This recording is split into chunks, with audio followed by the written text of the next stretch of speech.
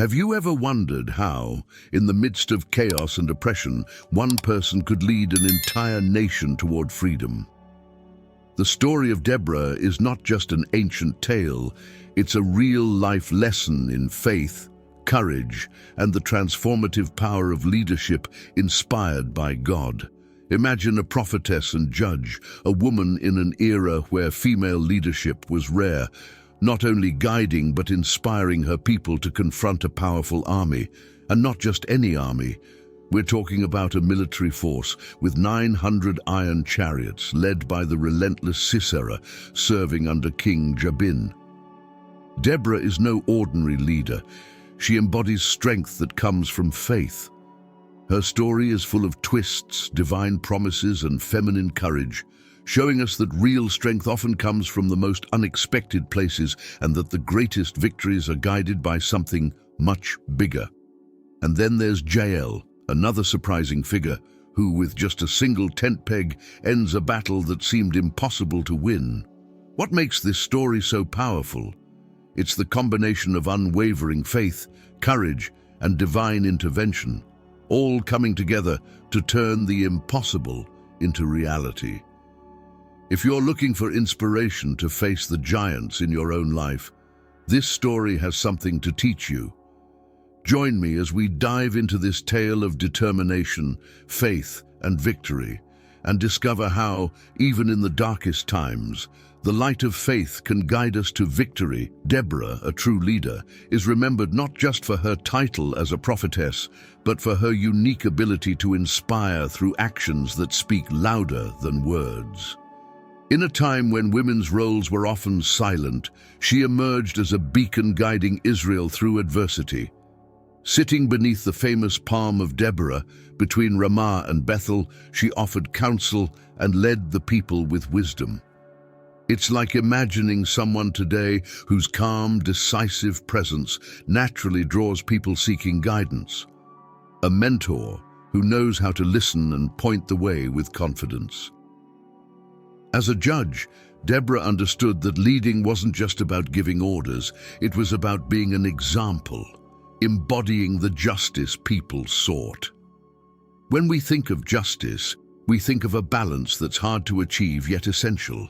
Like Deborah, any leader today needs a foundation, a core strength that keeps them steady. For her, that pillar was faith.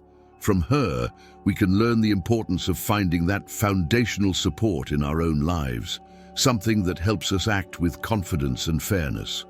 More than a leader, Deborah was an inspiration. She showed the people that even in the face of Jabin's oppression and his mighty army, there was a path of faith and courage.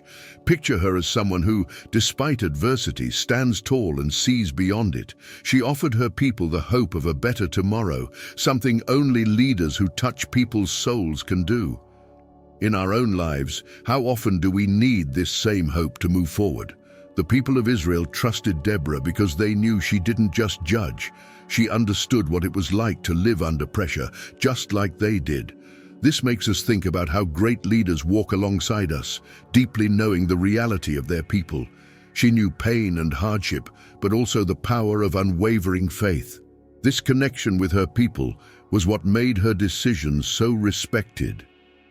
In times of crisis, being someone who understands suffering and keeps faith intact is truly inspiring. And Deborah didn't stop there. Her influence wasn't just spiritual, it was practical. She encouraged her people to act, to face what seemed impossible, to step out of their comfort zones. Today, we can see this attitude in anyone who inspires us to fight for a cause, to become a better version of ourselves. It's here that we understand the true power of her leadership.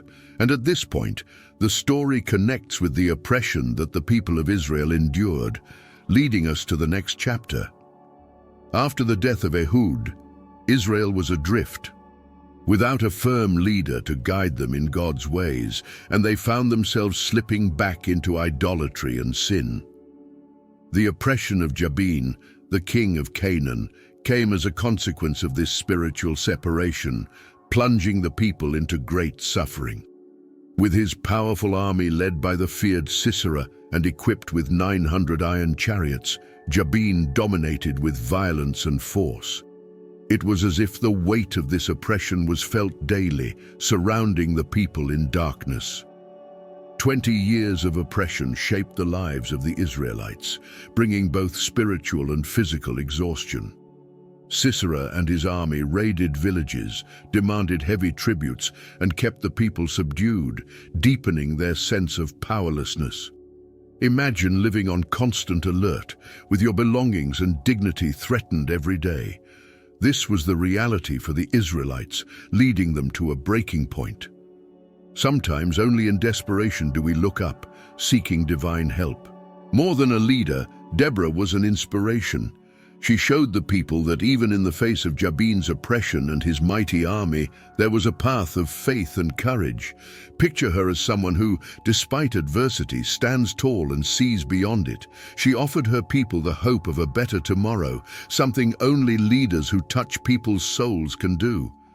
In our own lives, how often do we need this same hope to move forward? The people of Israel trusted Deborah because they knew she didn't just judge. She understood what it was like to live under pressure, just like they did. This makes us think about how great leaders walk alongside us, deeply knowing the reality of their people. She knew pain and hardship, but also the power of unwavering faith. This connection with her people was what made her decisions so respected. In times of crisis, being someone who understands suffering and keeps faith intact is truly inspiring. And Deborah didn't stop there. Her influence wasn't just spiritual, it was practical. She encouraged her people to act, to face what seemed impossible, to step out of their comfort zones. Today, we can see this attitude in anyone who inspires us to fight for a cause, to become a better version of ourselves. It's here that we understand the true power of her leadership. And at this point, the story connects with the oppression that the people of Israel endured, leading us to the next chapter.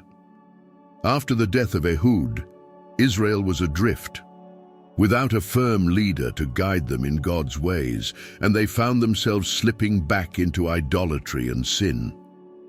The oppression of Jabin, the king of Canaan, came as a consequence of this spiritual separation, plunging the people into great suffering. With his powerful army led by the feared Sisera and equipped with 900 iron chariots, Jabin dominated with violence and force.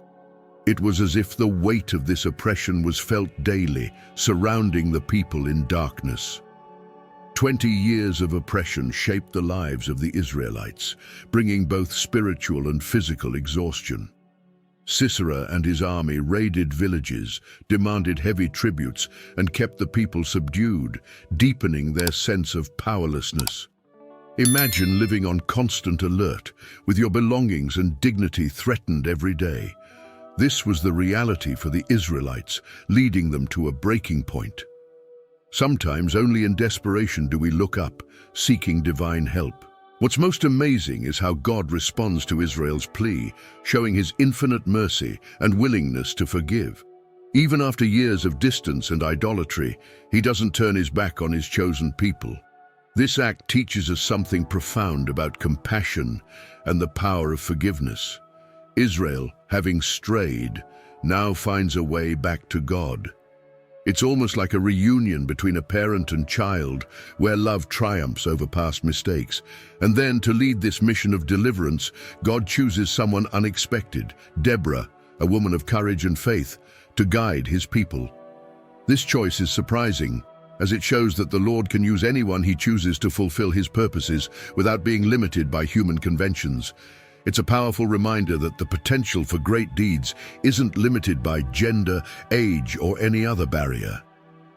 Like Deborah, we each have a unique calling within us, waiting to be heard. With Deborah at the helm, the people start to glimpse a new era, a chance for renewal.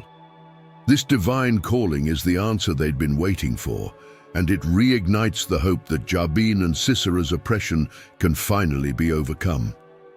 The story takes a new direction, for now the Israelites have a leader chosen by God. From here, the journey moves to the next step, where Deborah begins to exercise her leadership with justice and resolve. Deborah was more than a prophetess. She was a judge whose sense of justice transcended human laws as it came directly from divine guidance. Under the shade of the palm of Deborah, where the people of Israel came to her, she would listen, counsel, and resolve disputes with a fairness that only faith can provide. Picture the scene. Men and women from all over seeking a place where their grievances would be heard with respect and wisdom. For them, she was a source of peace and justice, a stabilizing force amid crisis. It's inspiring to think that in a time of so much conflict and division, Deborah's role as a judge was also a call for unity and peace. In an age where female leadership was rare, she stood out and showed that anyone, when guided by integrity and faith, could be the backbone of a community. For those seeking a practical lesson, there's a lot to learn here. Being just is not just about applying a rule, but about understanding each person's needs and struggles, helping to create a space of mutual respect. Deborah judged disputes with wisdom, but she also advised the people to pursue a life of righteousness and to remain faithful to God's commandments. She wasn't just a judge of earthly matters, she was also a spiritual guide, encouraging the Israelites to return to God's path. This kind of leadership teaches us that true authority comes from those who care and inspire, not just from those who impose decisions. In times of discouragement, this spiritual counsel can also be the boost we need to get back on our feet. Deborah's role as a judge earned her the trust and respect of the people. Her impartiality made her a reliable and essential leader for a time when Israel was facing oppression from Jabin and Sisera. She was the kind of leader who didn't have to assert her presence. She inspired those around her with the calmness and resolve of someone who knows they are fulfilling a greater purpose.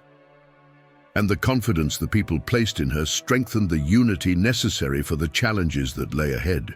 It was under that same palm tree, where she acted as judge, that Deborah received a revelation of the next step, a call to battle. She, who had always been a peaceful and just guide, would now become God's voice to lead the people toward freedom. The narrative shifts to a pivotal moment where peace and war intersect in a divine and inspiring mission. Deborah receives a divine message for Barak, a brave commander from the tribe of Naphtali, instructing him to gather an army of 10,000 men from the tribes of Naphtali and Zebulun and lead them to Mount Tabor. Picture the scene: a spiritual leader calling a warrior to action, and Barak, hearing her words, feels the strength of a divine promise. He knows Deborah's command comes from God, and he doesn't hesitate to obey.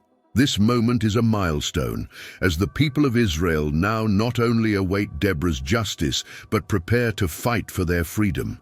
However, Barak has one condition: he will only march if Deborah goes with him. For him, her presence means having the blessing and assurance that God is on his side.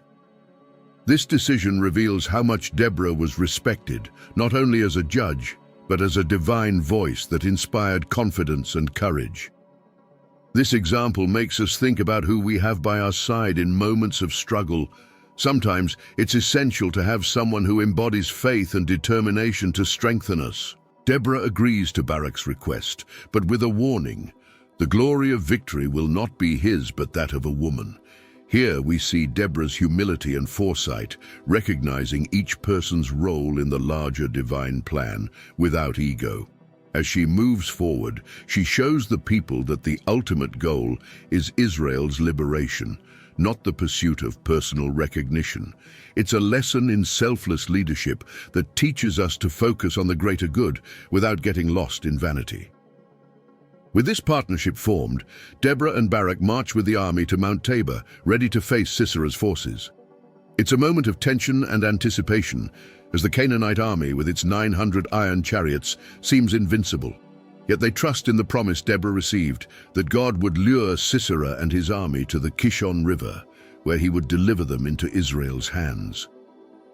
This kind of faith is what turns a desperate situation into a field of possibilities. And so, as the army prepares for battle, The people of Israel wait with hope, for now they have a courageous leader at the helm and the divine promise of liberation. The tension builds as the next step will be the decisive battle, where Israel's fate will be determined.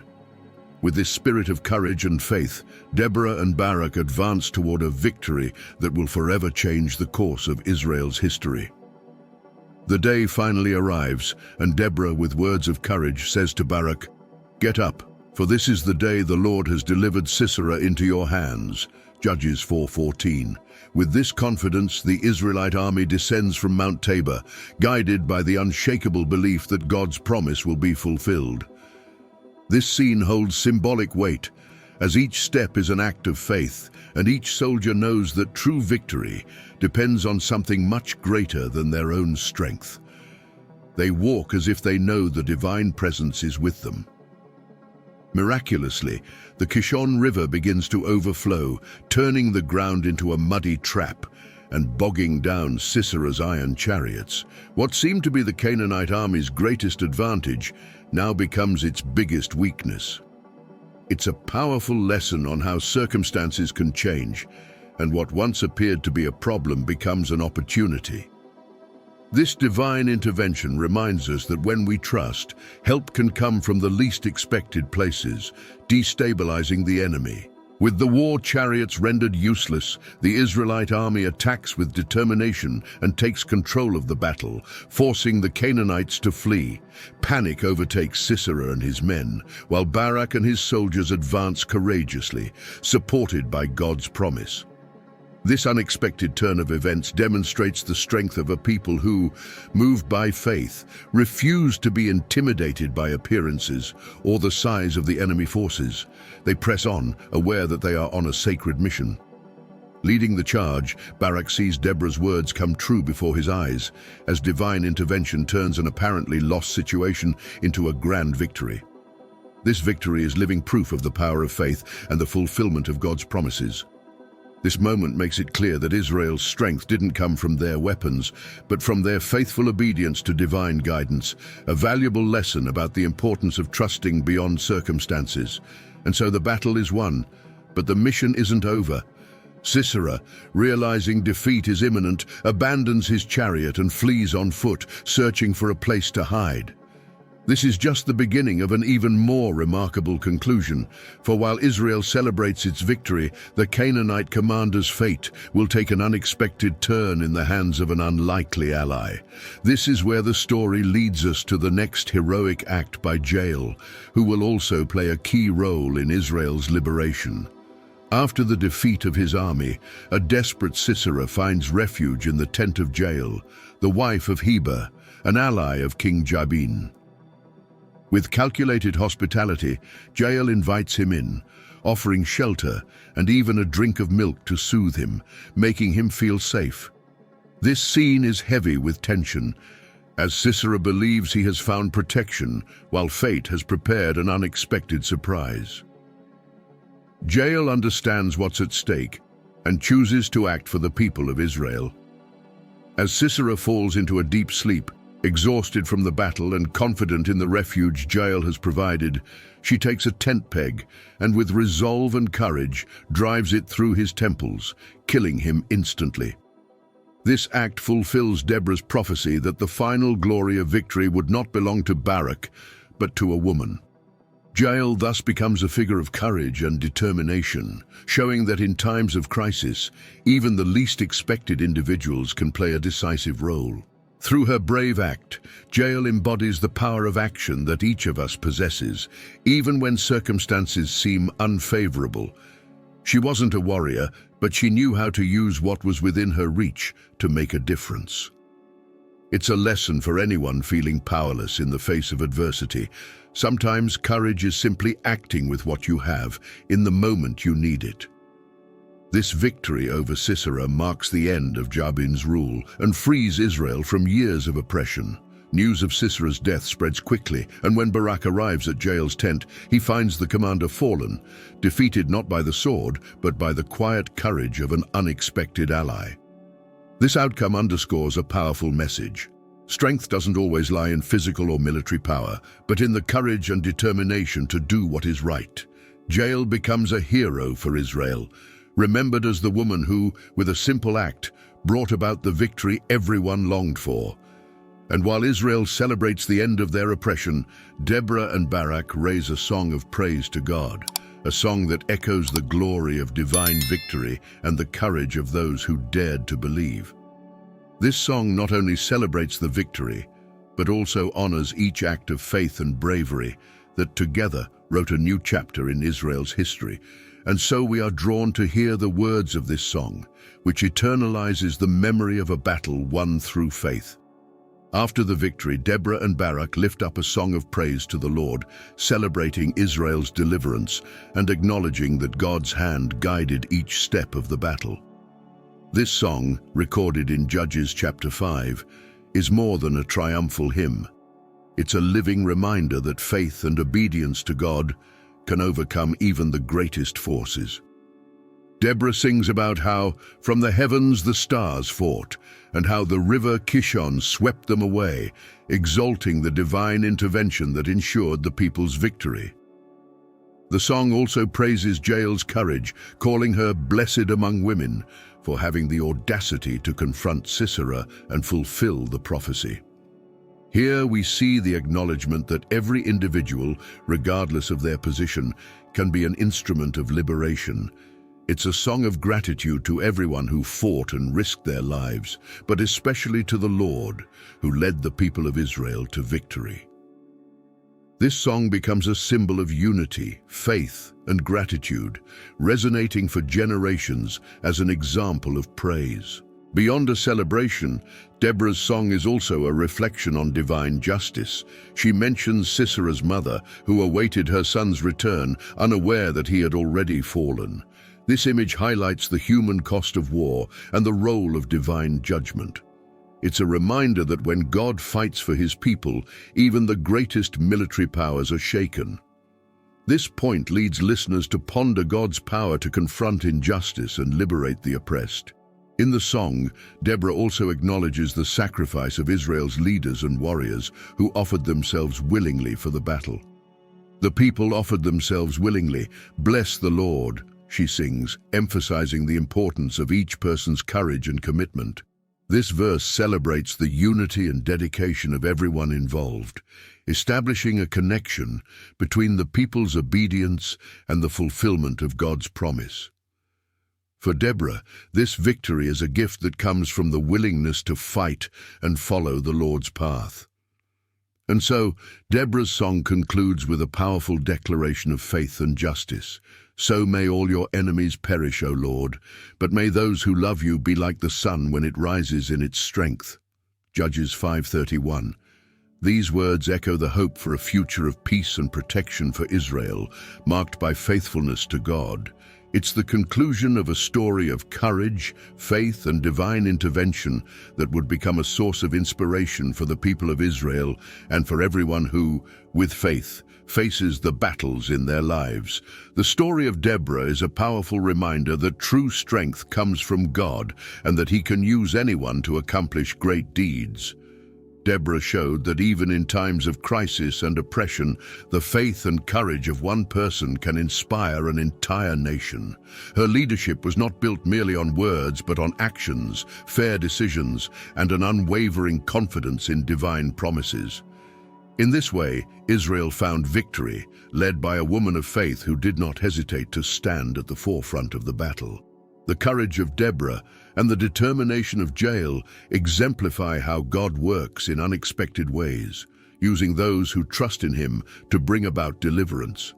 They show us that no matter how great the challenge, God is always greater, and his hand is upon those who seek him sincerely. Above all, this story is a call to believe in the power of faith and God's love, which transforms, protects, and frees. How about taking a moment now to close your eyes and allow yourself to feel that same faith that guided Deborah? I invite you to listen to a powerful prayer, one that can strengthen your heart, renew your hopes, and open paths of peace and victory. Prayer. Dear God, at this moment I come before you, recognizing your greatness and infinite goodness. Just as Deborah trusted in you and was used to lead and liberate your people, I too place my life in your hands, knowing that you are my guide, my protector, and my fortress. Lord, strengthen my heart to face the challenges that may come. May my faith in you be unshakable, that I may never grow weary or lose hope. Just as you did the impossible for Israel, I ask that you guide me and show me that in you I can overcome any obstacle. Renew in me the courage to act, to fight for what is good, and to bring light to those in need with love, justice, and wisdom. Beloved Father, I ask you to remove from my life anything that hinders your work, anything that tries to steal my peace and my trust in you. May your presence be so strong within me that I feel your peace and your power at every moment. Just as Deborah and Jael were instruments of your justice, use me also to do good and to be a blessing to those around me. May your will be done, Lord. May every step I take be guided by you. Renew my faith, my hope, and my willingness to follow your path, with the assurance that, with you by my side, victory is already certain. In Jesus' name I pray. Amen. If you liked this story, don't forget to subscribe to the channel and click the bell to continue receiving more biblical stories like this.